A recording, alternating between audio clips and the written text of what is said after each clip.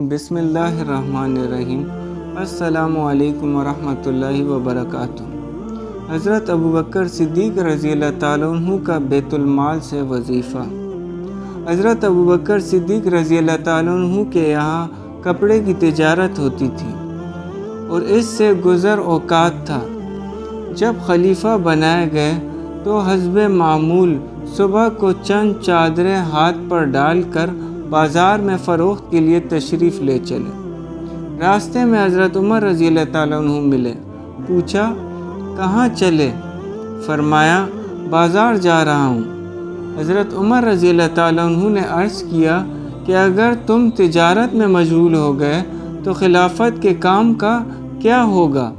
فرمایا پھر اہل و عیال کو کہاں سے کھلاؤں؟ عرض کیا کہ ابو عبیدہ رضی اللہ تعالیٰ عنہ جن کو حضور صلی اللہ علیہ وآلہ وسلم نے امین ہونے کا لقب دیا ہے ان کے پاس چلیں، وہ آپ کے لیے بیت المال سے کچھ مقرر کر دیں گے۔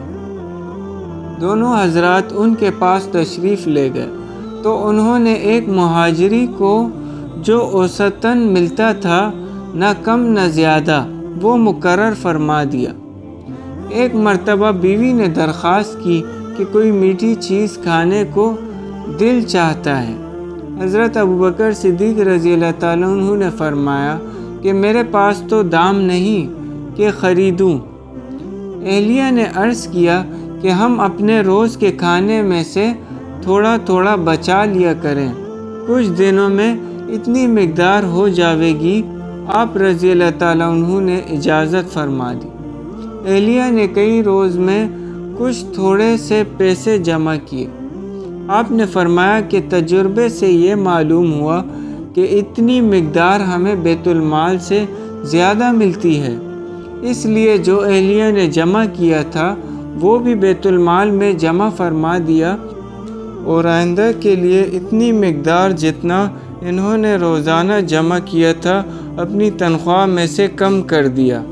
فائدہ: اتنے بڑے خلیفہ اور بادشاہ پہلے سے اپنی تجارت بھی کرتے تھے اور وہ ضروریات کو کافی بھی تھی، جیسا کہ اس اعلان سے معلوم ہوتا ہے کہ جو بخاری میں اماں عائشہ صدیقہ رضی اللہ تعالیٰ عنہ سے مروی ہے کہ جب حضرت ابوبکر صدیق رضی اللہ تعالیٰ عنہ خلیفہ بنائے گئے تو آپ رضی اللہ تعالیٰ عنہ نے فرمایا کہ میری قوم کو یہ بات معلوم ہے کہ میرا پیشہ تجارت میرے اہل و عیال کو ناکافی نہیں تھا، لیکن اب خلافت کی وجہ سے مسلمانوں کے کاروبار میں مشغولی ہے، اس لیے بیت المال سے میرے اہل و عیال کا کھانا مقرر ہوگا۔ اس کے باوجود حضرت ابوبکر صدیق رضی اللہ تعالیٰ عنہ کا وصال ہونے لگا تو اماں عائشہ صدیقہ رضی اللہ تعالیٰ عنہ کو وصیت فرمائی کہ میری ضرورتوں میں جو چیزیں بیت المال کی ہیں وہ میرے بعد آنے والے خلیفہ کے حوالے کر دی جائے۔